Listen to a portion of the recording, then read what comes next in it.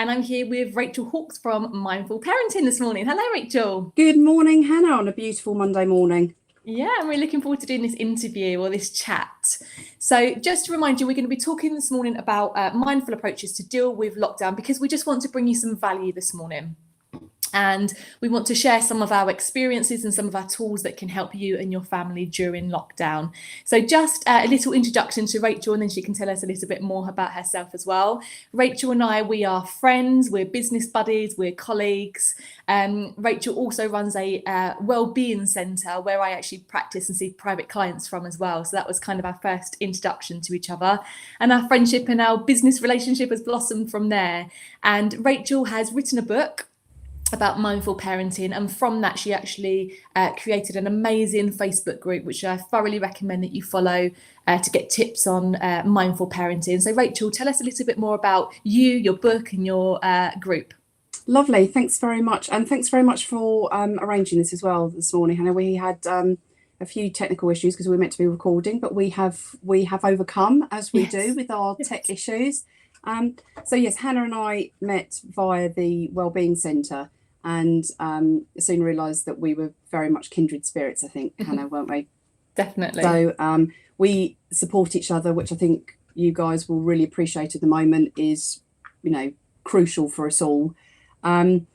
Last year I wrote a book. Here is my Blue Peter moment of one I became and it came about because I was actually designing a mindfulness course for primary schools. I had already designed and was delivering yoga courses designed for the teachers to deliver yoga as mainstream curriculum within primary school education. And I wanted to have a mindfulness approach separate because the topic's so big. And as I was writing it, I wrote this great big manual of this course, and I realised that I'd actually written a book. So it turned into this, as you do. And on the back of that, I had so many people then feedback and kind of go, that's brilliant. What do I do about affirmations, or how do I work with younger kids, or my kids are now older and I'm hitting the teens, and what can happen with all of that I decided the easiest thing to do was set up a mindful parenting platform, which should be scrolling along underneath. Yes, I can see that. Which is packed full of resources. On the back of that, because I couldn't have any interaction, I set up my group. So thank you, Hannah. I love my group. I feel really passionately about it. And I don't know whether I know you saw the post. I put random things up there as well. So be very used to that when you go into the group. And it was about board games, because I saw that. It was like more than 100 comments, wasn't it? I know, it just went. I had to comment on that one. It was literally just because I knew a couple of my friends are really into their board games, but I couldn't remember which ones they'd said, and I know they're in the group. And funny enough, they didn't comment at all, which really made me smile. But it just went a bit bananas. But there were some fantastic ideas, because from running your group, sometimes the best ideas are sparked by those people within the group. Definitely. We've got so much to share with each other, haven't we? And I'm running just a 3-week pop-up group at the moment, and people are sharing pictures of food, and it's really inspiring other people to take action. So just like the board games, just sharing inspires others, doesn't it? It does. It really does. And I think you begin to realise that one, you're not alone out there, and two, we're facing very similar issues. So I think the groups are a brilliant way of bringing in that. It's a completely different level of support. So yes, I love my group, and I try and pop in there with ideas and tips that work for me, because my background, just so you guys know, I've been a teacher of baby massage and yoga and kids yoga for nearly 15 years.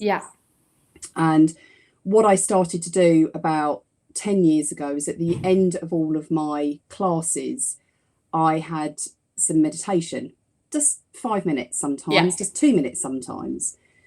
And that sparked this, really, because I had more comments from the mums saying, "Do you know, I just love those few minutes. I didn't know I could take those few minutes and have my child with me, but I can. And it kind of evolved from there. So my background is very much as a mindful parent. Everything in here, everything that all the tips that I put forward are my approaches. There are fantastic. We've got some people coming in. Hi, Laura, how you doing? Sorry, got some people popping in here. So Loved your nice baby massage. Oh, that's so lovely. And she said she loves the classes, so that's good to know. Not that we're running them at the moment, but in spirit. So it's, trying to get that approach that is practical.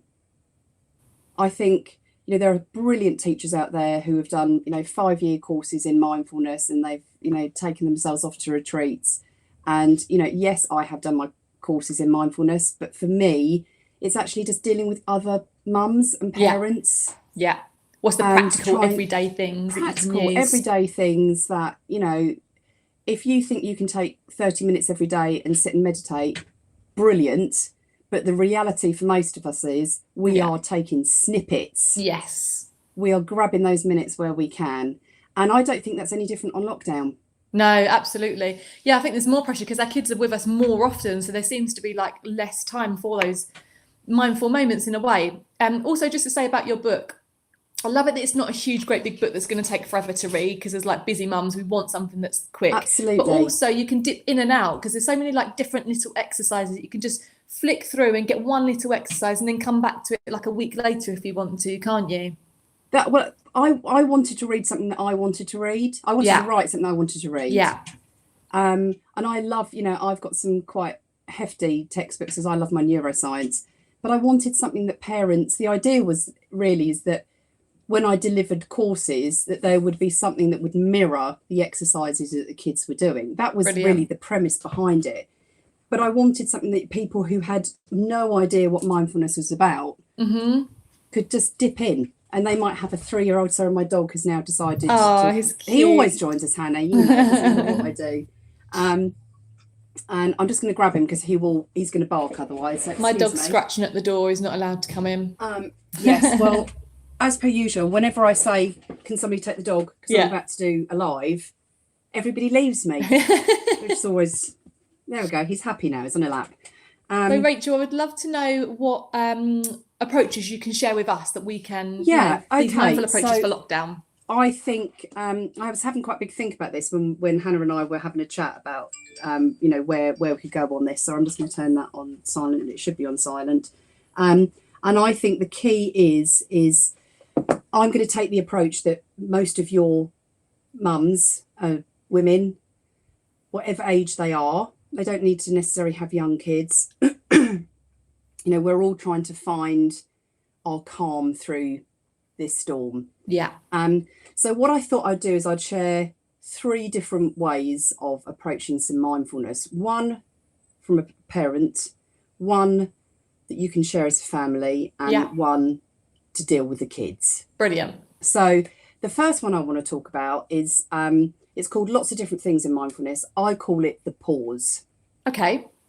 And the idea is, if you take a moment, and I literally mean a moment, 2 or 3 seconds, to not do that automatic reaction to, you've just come down, you've set up the breakfast, and one says, I don't want to eat that. And the other one says, oh my God, my banana's really mushy. Yeah. And you've just gone, do you know what? I've just spent 40 minutes prepping all of this. Yeah. Don't do your immediate reaction, which is, I'm going to react to this. And I'm either going to shout, yell, throw it, whatever your reaction will be, you just take a moment. Because actually what happens in the brain is the brain literally stops that pathway of that emotive reaction, which is what you would do. And then you have that moment to make a choice. Now, your choice might still be to yell at them, because we're all human. Yeah. And we are definitely our buttons are being pushed on a daily basis. I agree. But the difference is that you have a choice. And it's something that I'm finding I'm using a lot. Because I think, we are all becoming very reactive to situations because Yes. every day is melding into the next day. It definitely is. It is, isn't it? But if we can just take that moment and just, the best way to do it is with a breath. Yeah, that's what I was thinking. That's what I would do. Just inhale and exhale. Lovely. And then think. Brilliant. It doesn't have Love to, that. you don't have to use a particular breath. I mean, we've got some brilliant breath techniques, as you well know, Hannah. But the key is just take that breath, because that breath is the pause that you need to let the brain have that moment to go, right. Love that. So the first one is a pause. The pause. The pause. The pause. Got Give it. some proper, right, I'm going to start using this. I think as parents, we use it without thinking about it. You know, when you take that deep breath and go, Yeah, I will not. You know, the good old fashioned counts 10. Counts 10 before you say whatever the main thing is. It's exactly the same thing. brilliant. The second one, excuse me, are affirmations. Okay, you love your affirmations. God, I love affirmations. I do love affirmations. They are, for your guys who don't know, they are either a positive word or phrase that you can use at any time to create a little bit of a positive mindset. Yeah. So I use these a lot in teaching, and I use these a lot with my kids, and I use these personally. So this is the family one I'm talking about. Okay. So one of the blogs that I've got up on my website, you guys have got all the links here, is affirmation stones. So this is a brilliant way. You can have a family activity, plus you can use affirmations. Okay. If they want any affirmations, I have free ones on the website. You've got like tiles, haven't you? I've got little tiles. Yeah. I should have got some out actually to show you. They're 2 A4 sheets as a PDF. You can get the kids to cut them out. There's various ways you can use them. You can either put them in a jar, and then every morning the kids take them out. Yeah. A lovely thing that one of my mums did at work, funny enough, is she pinned them around her work desk. Right, got it. Which maybe I like loved. around your monitor or something. Around the monitor, on the phone. So when she needed to take that, she's got a very stressful job. She's in the emergency services. I thought that was brilliant. I know other people who pick one and put it up on the fridge. I used to use it with my kids, that there was an affirmation for the day. Yes. So they would pick it. That's the key. They pick it. And then they go, yes. And it might be something, I am strong. Yes. I am loved. I can do this. I am calm. I am thinking calm. at the moment. I am capable. Mm. You know, they're all positive phrases that for kids, you need to keep them short. If you're using them as adults, obviously you can make them longer. There's some beautiful ones for adults out there. But the nice thing is that if you have those sheets and you print them out, they're a brilliant starting point. And what you'll find is, you know, the kids will go, oh, I don't like these ones. And I mean, this, just so you know, boys and girls for this, they are not, I deliberately design them, they're not girly. Great. And then, so how would we use them? You mentioned stones at the beginning. How would we do Affirmation stones? stones. I love this. I would have some to show you, but all of our ones are down in Rye. Oh, okay. So when you're next on your walk, or if you're in your garden and you have any type of stones that you use, for your people who are down by the sea, lucky people, I say to you. Yeah, absolutely. On your next beach walk, get your kids to each pick a good sized stone. You know, if they can make ones that are slightly flat, brilliant. If not, it doesn't matter. And then you're going to take them home and you are going to write an affirmation either in pen or paint, and you're going to put that affirmation onto the stone. No, that's lovely, because we had this craze, didn't we, where I can't remember what they called it now, but everyone Kindness was decorating. rocks. Yeah, what was it called? Kindness rocks. But yeah, the rocks, that's it. So it's kind of maybe like we're familiar with like decorating rocks as another step on and another Absolutely. new thing we can do maybe during lockdown. Yeah, it's a brilliant activity because actually it can't be done in one set. So your first mindfulness activity is finding the stone. Yeah. And that is a lovely thing to do. You know, even if you're around the woods and things, you quite often find random bits of stones. We're lucky where we are because obviously, you know, we have that availability. But quite often you've got, you know, decorative ones that you've got out in the garden. I know we've got a pond. Yeah. You know, I'm sure 2 or 3 coming out of there aren't going to damage the garden, you know? So let's say then I'm going to do it with my kids, Yeah. and we would love to see your pictures. So if you're watching Oh, this that would and be you do lovely. this activity, under this video, post your photo of your stone with your affirmation. We would love to see that. I think that's a brilliant one. And don't forget, they can be one word: happy, calm, focused. You know, let them pick. Okay, that's the key, because that stone is then it's their affirmation. Yes. A little tip for you: you can use any paints. You can use water-based paints, but varnish them if you're going to put them outside. Great. Okay, if you're going to keep them inside, it doesn't matter. But if you're going to put them outside, just varnish. You know, if you've got it in your shed from, you know, doing a project, any old varnish will do. If you've got some nice acrylic pens, they're lovely. But I've got all the instructions on the blog. So there's 2 blogs. One's what affirmations are, and then another one is affirmation stones. So if they want full instructions, they're all there. Thank you. And I'm seeing in my mind, do you know the rainbow pictures that everyone's putting in the windows? Yeah. I mean, in my mind, I'm seeing like the little stones like Yeah. facing outwards for people to see as they're walking by. Yeah, I think it'd be a lovely idea at the moment. It's a shame because we can't obviously leave those kindness rocks around, because actually this is the moment where we need them, because of course we're not touching anything. But actually, if you've got a front wall outside your house, or outside your front door, if you've got a little pathway, because that's what I've got. We've got a little caravan down in Rye, down by the sea, and that lines our steps. Nice. And everybody who comes down has to go to the beach.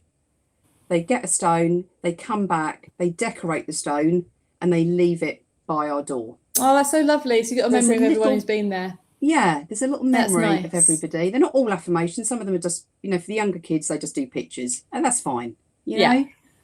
So but it's a good one to keep the kids entertained for quite a while, that one, by the way. Yeah, I like that one. Thank you. So what's your last tip then, Rachel? So my last one, I'd also like to say, by the way, if you want to take the affirmations further, and here's one I prepared earlier again, I have got a free anxiety pack to download at the moment. Amazing. Which is pretty specific for lockdown. Yeah. And one of the activities in there is taking these affirmations further and taking a negative thought and turning it into a positive one.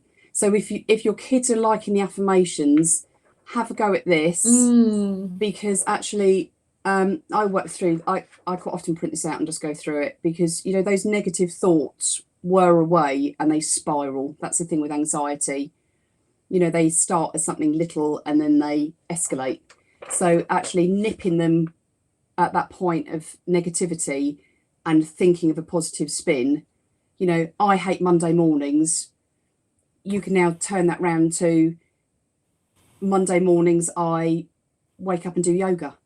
You know, it could be a physical thing that you do alongside, but it's just taking that negative and turning it. Great. So if they want to take it further, again, we'll put the link in underneath to that one. Great. My last one is, we are all trying to keep the kids entertained. Yeah, for sure. And I think a lot of people are making this a thing that they feel that they're failing at.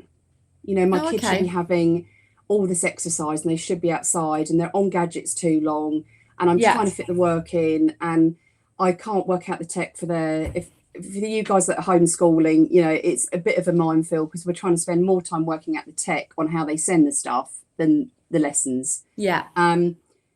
Stop getting fixated on the big, you know, we need to spend an hour every day and we've got to fit it in, and because inevitably things will happen and you'll have days when that doesn't happen, and that's another pressure. It's another thing that us mums have to fit in. So one of the things that I feel really strongly about in education, funny enough, which now comes into this, is something called brain breaks. Okay. Your audience are very much in the UK, but in America, brain breaks are really big. Okay. This is kind of where they stem from, and it's something that I've worked with schools before on trying to create more of these. So if you are going through homeschooling and you are saying, right, we're going to work between these hours and these hours, and yes, you'll have, like, one of my daughters is doing her lessons as they run. Yeah.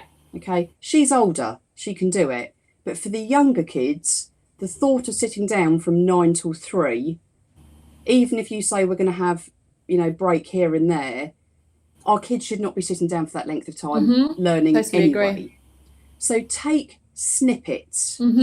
Okay, that's what a brain break is, and it is amazingly well researched that the difference in brain activity once you've taken a brain break is enormous. So you're like refreshed mentally. It goes alongside, as I'm sure you'd agree, Hannah, hydration. So if they are getting restless, there we go. If they are getting restless and you're going, do you know what, my kid can only sit down for 20 minutes and then they're off. You will definitely have some of your mums who their children are, ADHD, ODD. Oh, for sure. Okay, so formal education is tough for them at the best of times. Yes. Don't try and do it as a formal education. Okay. Break it up. So as soon as that restlessness kicks in, you whip them up. Now that could be, I want end of the garden and back 10 times. Go. You don't. There's not a right. We're gonna have our go. Let's go. Come on, 10. Because actually, what happens is the whole brain changes for that rewiring.